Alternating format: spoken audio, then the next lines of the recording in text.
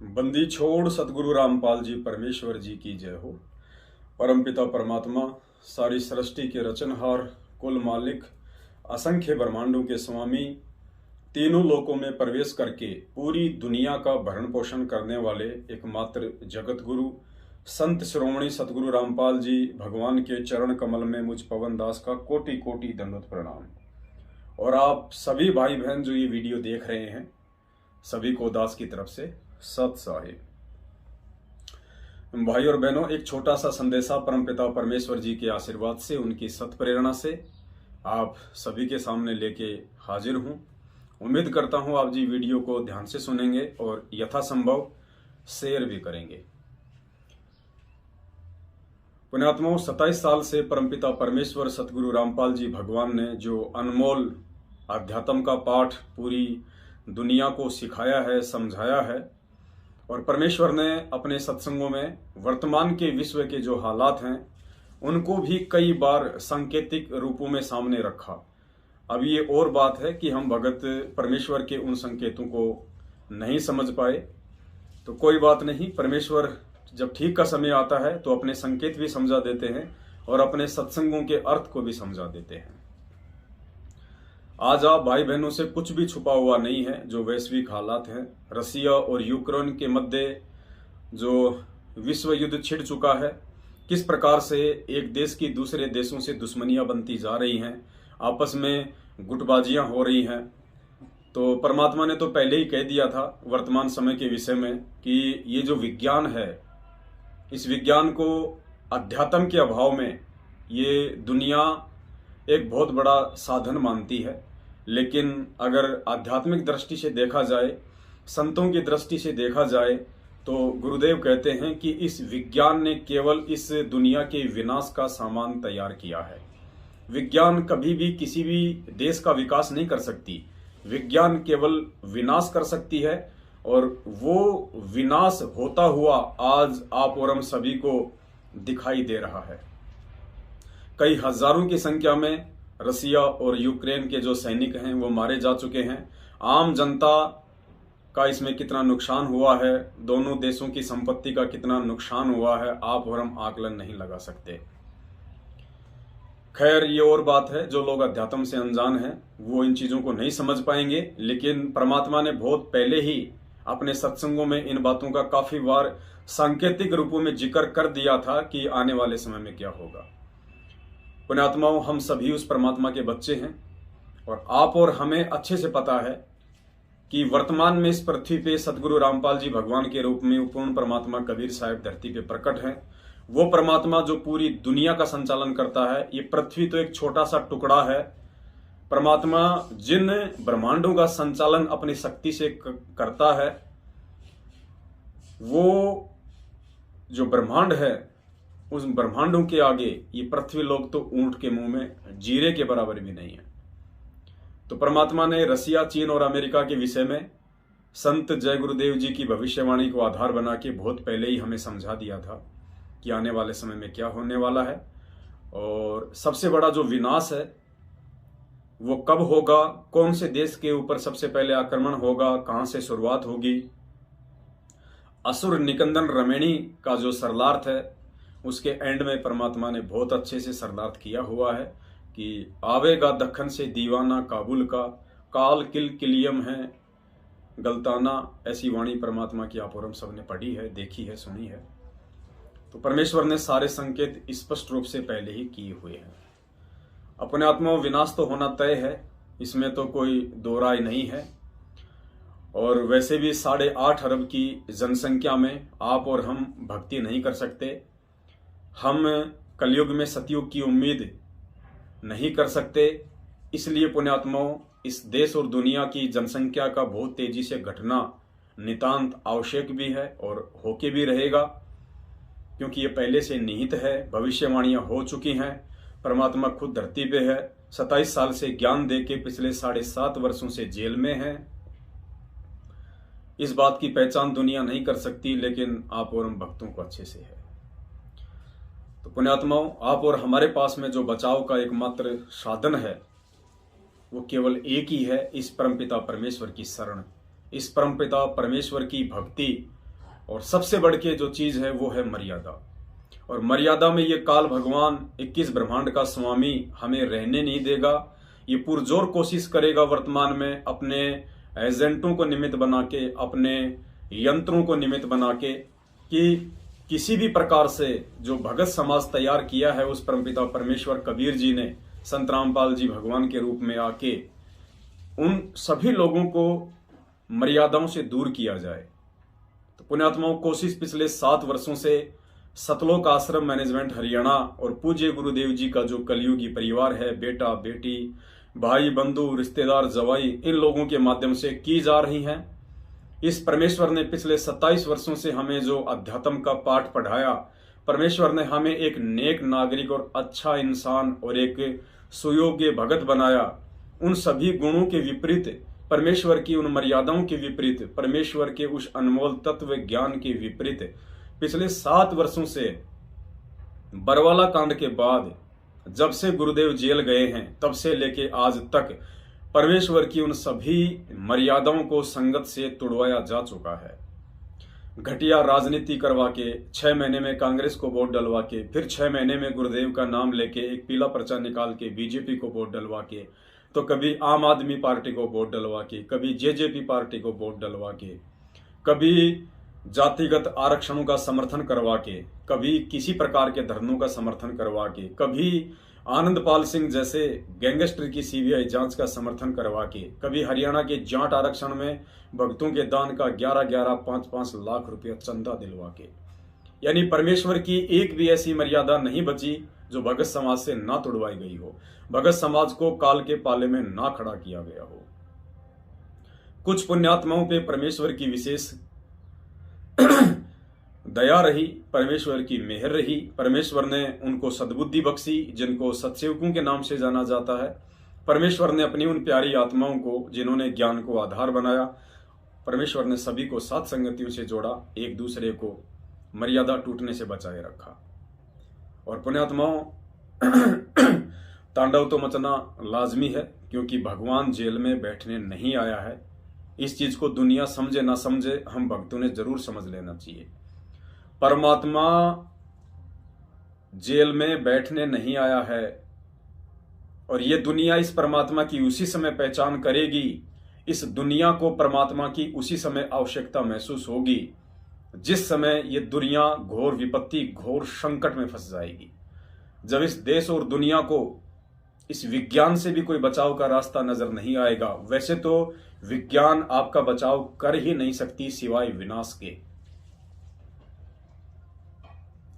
लेकिन फिर भी जिन लोगों की ये उम्मीद है कि वैज्ञानिक तरीके से हम लोग सेफ रह सकते हैं, जब लोगों का वो भी भ्रम टूट जाएगा, और जो लोग भक्ति भाव में हैं, जिन्होंने अपने गुरु बना रखे हैं, जो धार्मिक संगठनों से जुड़े हुए हैं, जो लोग देवी देवताओं के ऊपर आश्रित हैं, ब्रह्मा विष्णु महेश जी के ऊपर आश्रित हैं, जिस भी धर्म के लोग जिसको भी मानते हैं उसके ऊपर आश्रित हैं, जब उन सब का वो भ्रम खंडन हो जाएगा कि ना तो हम सिखों को वाहे गुरु बचाने वाला है, ना हम मुसलमानों को अल्लाह बचाने वाला है, ना हम जैनियों को महावीर बचाने वाला है, ना हम हिंदुओं को 33 करोड़ देवी देवताओं समेत ब्रह्मा विष्णु महेश बचाने वाले हैं। जब सबका भ्रम निवारण हो लेगा, सबकी आस्था उन डमी गॉड से हट जाएगी, और जब लोगों को दिखाई देगा कि इस धरती पे यदि कोई एकमात्र पूर्ण संत है, पूर्ण परमात्मा है, यदि कोई रक्षा कवच है, तो केवल ये सतगुरु रामपाल जी भगवान और इसकी भक्ति है। लेकिन उस समय तक विश्व की काफी जनसंख्या यहां से जा चुकी होगी, और बचेंगे वही जो भक्ति के लायक होंगे, जिनके अंदर धार्मिकता होगी। देखो, भक्तों में तो वो बचेंगे जो परमेश्वर की मर्यादाओं में रहेंगे, जो साध संगतियों से जुड़ जाएंगे, जो अपने आप को परमेश्वर का सच्चा दास बना लेंगे। और जगत में पुण्यात्माओं वो बचेंगे जिनके भक्ति संस्कार मजबूत हैं, जिनके अंदर थोड़ी बहुत भी धार्मिकता शेष है। क्योंकि जब जब युग परिवर्तन होता है तब तब पुण्यात्माओं महाविनाश होता है, और हर बार इस महाविनाश का कारण ये भारत देश ही बनता है। आपको परमपिता परमेश्वर जी के मुख कमल से संत जय गुरुदेव जी की एक छोटी सी भविष्यवाणी जो 3 मिनट की है आपको सुनाते हैं। मैं वैसे इस भविष्यवाणी का जिक्र नहीं करता, लेकिन इस भविष्यवाणी को यदि परमात्मा संत रामपाल जी भगवान ने अपने मुख कमल से पढ़ा है तो जाहिर सी बात है परमेश्वर जिस चीज का समर्थन कर देंगे वो होना निश्चित है। तो किस प्रकार से परमात्मा ने चाइना के विषय में और अन्य जितने भी नास्तिक देश हैं उनके विषय में अपने मुख कमल से जय गुरुदेव जी की भविष्यवाणी के माध्यम से एक संकेत किया हुआ है। आप इस संकेत को पढ़िए और समझिए पुण्यात्माओं की वर्तमान में आप और हमारे लिए भक्ति मर्यादा कितनी जरूरी है। हम लोग देखा देखी को छोड़ के, हम लोग ये देख के कि ये बहुत बड़ा भगत है, ये सारनामी भगत है, ये मेरा कोऑर्डिनेटर है, ये गुरु जी का बेटा बेटी भाई बंधु है, पुण्यात्माओं ये कोई लोग काम नहीं आएंगे। यही सबसे बड़े वो काल भगवान के एजेंट हैं इस धरती पे, जो आज हमारे को धोखा देके और मर्यादा तोड़वा रहे हैं, हमें इस परमात्मा की रक्षा कवच से दूर कर रहे हैं। कुर्बानी है और इसकी हम 59 वर्ष पर पढ़ेंगे, 59 यहाँ से शुरू करते हैं। परिवर्तन का कारण भारतवर्ष बनेगा। भारतवर्ष में को विश्व में परिवर्तन का कारण अब बनना होगा। त्रेता में विश्व युद्ध का कारण भारतवर्ष था और द्वापर में भी विश्व युद्ध का कारण भारतवर्ष था और इस समय भी भारतवर्ष को ही कारण बनना होगा। मुस्लिम राष्ट्रों में भारी कलह होगी, सभी मुसलमान आपस में लड़कर समाप्त हो जाएंगे, अधिकांश छोटे छोटे देश टूटकर बड़े राष्ट्रों में मिल जाएंगे। भारतवर्ष इन सब का अगुवा होगा। चीन के समस्त वैज्ञानिक प्रगति को चूर्ण करके चीन को नष्ट कर दिया जाएगा। चीन में बचे खुचे लोगों की सहायता भारत करेगा। इसी बीच तिब्बत भारत को मिल जाएगा। यदि सभी राष्ट्र आपस में मिलकर भारतवर्ष पर आक्रमण करें तो भी इसे कोई जीत नहीं सकता है। भारत में नए सिरे से संगठन होगा। यदि विश्व के सभी राष्ट्र जी जान से यह प्रयास करें कि सुरक्षा परिषद अमेरिका से हटकर भारतवर्ष में न जाने पावे तो यह कदापि नहीं होगा। सुरक्षा परिषद भविष्य में भारत में चली आएगी। तो पुण्यात्माओं, आपने परमपिता परमेश्वर जी के मुख कमल से ये संत तुलसीदास जी की भविष्यवाणी सुनी और परमेश्वर ने यदि अपने मुख कमल से हमें सत्संगों में इस भविष्यवाणी को सुनाया है तो जाहिर सी बात है परमात्मा जिसकी भविष्यवाणी का समर्थन करेंगे वो होना निश्चित है। और वर्तमान में जो हालात वैश्विक स्तर पे बन रहे हैं वो रसिया, चाइना और अमेरिका को लेके बन रहे हैं। उसके बाद में फिर ये मुस्लिम राष्ट्रों का जो जिक्र आया है, ये फिर जो विश्व के मानचित्र में जो दक्षिणी देश है वो काबुल देश पे आक्रमण करेगा। फिर काबुल देश की रक्षा के लिए अन्य मुस्लिम राष्ट्र आएंगे, फिर भारी तबाही होगी। ज्यादातर मुस्लिम राष्ट्र फिर आपस में कटकर मर जाएंगे। ये परमेश्वर ने असुर निकंदन रमेणी में जो सरलार्थ है उसमें अच्छे से उसका हमें समझा रखा है कि आवेगा दक्खन से दीवाना काबुल का, काल किल किलियम गल है तुर्काना। आप इसके सरलार्थ में जाके पढ़ सकते हैं और गरीबदास जी महाराज जी ने यदि लिखा है तो पुण्यात्माओं उसको कोई टाल नहीं सकता है। और इसके बाद दास साहब को एक बहुत ही पुरानी एक पुस्तक है, उसमें एक भजन किसी का गाया हुआ है, लिखा हुआ है चेतावनी रूप में। ये कोई आज का लिखा हुआ नहीं है। आज जो चाइना, रसिया और अमेरिका के बीच में जो तकरार शुरू हो चुकी है, ये तीसरे विश्व युद्ध की आहट है।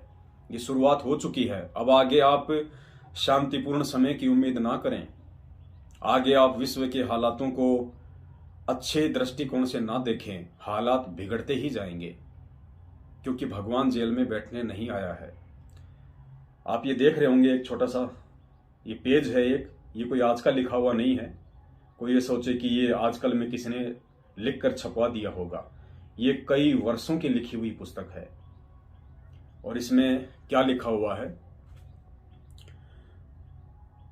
सदी 20वीं के आखिर तक जंग चौकरदे छिड़ जागी। यानी 20वीं सदी के आखिर तक ये वही समय चल रहा है। जंग चौकरदे छिड़ जागी, जंग यानी युद्ध, चारों तरफ युद्ध का माहौल बन जाएगा। मचे हाहाकार चौकरदे, सब पे आफत पड़ जागी। चारों तरफ हाहाकार मचेगा, सबके ऊपर परेशानी आएंगी, दुखों के पहाड़ टूटेंगे, आफत आएगी। रसिया, चीन और अमेरिका की आपस में तकरार होगी। स्पष्ट लिखा हुआ है पुण्यात्माओं, ये कोई आजकल का लेख नहीं है। ये भविष्यवक्ताओं ने बहुत पहले ही, जिनको परमेश्वर ने दिव्य दृष्टि दी थी, जिन भविष्यवक्ताओं को वर्तमान समय में आप और हमें आगाह करने के लिए उन्होंने लिख दिया था पहले ही। रसिया, चीन और अमेरिका की आपस में तकरार होगी। बंदूक, गन, तोप छोड़कर बम्बों की वहां मार होगी। परमाणु बमों की मार होगी। सारे जग में गुट बन जाएंगे, भारी धुआंधार होगी। यानी विश्व के जितने भी देश हैं वो आपस में टुकड़ों में बट जाएंगे, उनमें गुटबाजी बन जाएगी। जैसे नाटो देश हैं वेस्ट के, फिर और दूसरी जो संस्थाएं हैं उनके अपने वो गुट बन जाएंगे। जो मुस्लिम राष्ट्र हैं उनके अपने गुट बन जाएंगे। तो यहाँ लिखा हुआ कि सारे जग में गुट बन जाएंगे, भारी धुआंधार होगी, फिर आपस में लड़ाइयां होंगी, झगड़े होंगे और भारी धुआंधार होगी। सबसे पहले रसिया, चीन और अमेरिका की हार होगी। ये शुरुआत है पुण्यात्माओं, जहां तक परमेश्वर के द्वारा दी गई बुद्धि से लग रहा है। अगर शांति भी स्थापित हो जाती है तो आप इसको ज्यादा लंबे समय के लिए लेके ना चलिए। ये शांति ज्यादा लंबे समय तक नहीं रह पाएगी। क्यों नहीं रह पाएगी? सीधा सा एक ही कारण है, क्योंकि भगवान जेल में बैठने नहीं आया है। और संत रामपाल जी भगवान उस समय तक जेल से बाहर नहीं आएंगे जब तक कि विश्व की ज्यादातर जनसंख्या समाप्त नहीं हो लेगी।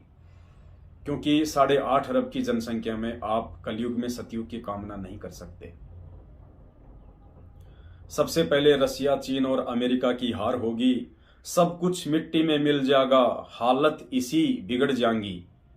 कितना विध्वंस होगा इस भविष्यवाणी के माध्यम से आप जी समझ सकते हैं। सब कुछ मिट्टी में मिल जाएगा, हालत इसी बिगड़ जाएंगी। 7, 8, 10 साल भीतर होके रहे घमासान। यानी 7, 8 और 10 साल के भीतर भीतर ये सारा घमासान होके रहेगा। देशों की आबादी घटके थोड़ी और रह जाएंगे इंसान। यानी देशों की आबादी बहुत ही थोड़ी रह जाएगी, ज्यादातर व्यक्ति मारे जा चुके होंगे। कई कोसां पे मानस पावे, चौकर दे जंगल बियाबान। कई कोसां पे मानस होंगे। जय गुरुदेव ने भी अपनी भविष्यवाणी में कहा था कि 15-15 कोस पर आपको दीपक जलते हुए दिखाई देंगे। इस कदर दुनिया की जनसंख्या समाप्त हो जाएगी। तो यहां लिखा है, कई कोसां पे मानस पावे, चौकर दे जंगल बियाबान। कुछ भी चीज नहीं थावेगी, इसी कसूती अड़ जाएगी। कुछ भी चीज नहीं थावेगी। आपको अपने जीवन यापन के लिए किसी भी वस्तु की जो उपलब्धता है वो इतनी आसान नहीं होगी। चारों तरफ हाहाकार मच जाएगा। हर प्रकार से हर चीज की कमी हो जाएगी। भूखमरी फैल जाएगी, महामारियां फैल जाएंगी।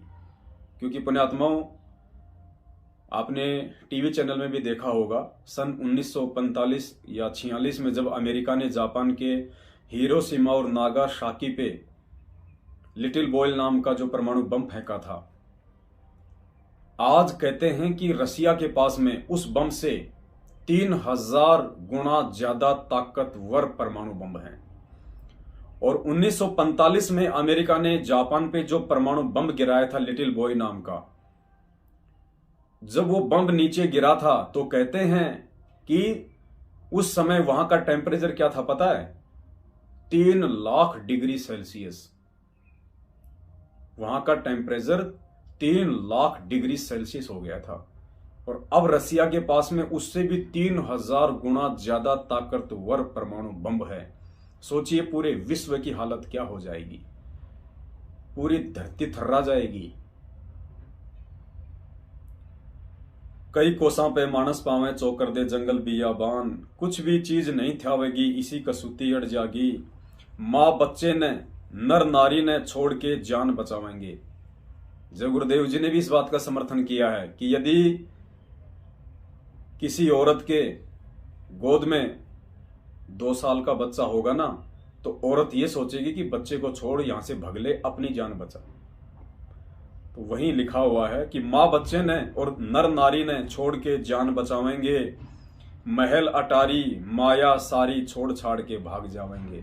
आज जो ये मायाधारी मस्करे एक प्लाट से 2 कर लूँ, 2 से 10 कर लूँ, 10 से 20 कर लूँ, वहाँ फैक्ट्री लगा लूँ, इतना पैसा बैंक में जोड़ लूँ, ऐसी ऐसी गाड़ियाँ खरीद लूँ। परमात्मा कहते हैं कि महल अटारी माया छाड़ सब भाग जाएंगे, जहरीली गैसों से मानस घुट घुट के मर जाएंगे। जब परमाणु बम छूटेगा तो क्या होगा? जहरीली गैस ही निकलेगी। जहरीली गैसों से मानस घुट घुट के मर जाएंगे, ना दफनावे ना बहावे लाश नहीं जलावेंगे। कोई बचेगा नहीं तो लाशों को कौन दफनाएगा, कौन जलाएगा, कौन बहाएगा? ऐसे पड़ी रहेंगी। गादड़ कुत्ते गिद्ध खाव ना लाश पड़ी पड़ी सड़ जाएगी। कहते हैं इतना ढेर लग जाएगा लाशों का कि गादड़ कुत्ते और गिद्ध भी नहीं खा पाएंगे। पड़ी पड़ी लाशें सड़ेंगी, और सड़ेंगे तो क्या होगा? महामारियां फैलेंगी। जब होगी तकरार देखना सबका नशा झड़ जाएगा, समझे जो बलवान आपने भूमि पे पड़ जाएगा। कहते हैं सबका घमंड चकनाचूर हो जाएगा। आज जो अहंकार में फूले फिरते हैं ना, सबकी नीची गर्दन हो जाएगी। पुण्यात्माओं, ये आज की लिखी हुई पंक्तियां नहीं हैं, ये परमेश्वर ने सद्बुद्धि दे के उन आत्माओं से, भविष्य वक्ताओं से बहुत पहले ही लिखवा दी थी, सिर्फ आप और हमारे को आगाह करने के लिए। दुनिया को ये सब मजाक लग रहा है वर्तमान में, लेकिन आप और हमें इन चीजों को सीरियस लेना चाहिए, क्योंकि परमेश्वर ने आके वो यथार्थ जानकारी सत्संगों के माध्यम से सिर्फ आप और हमें दी है।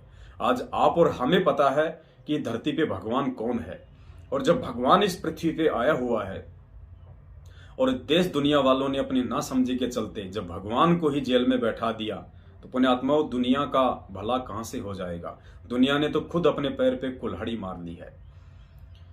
तो आप सभी भाई बहनों से दास की विनती है, दास की प्रार्थना है, ये जो वर्तमान का समय है, ये समय हर प्रकार से हम भक्तों को भक्ति से विमुख करने का समय है।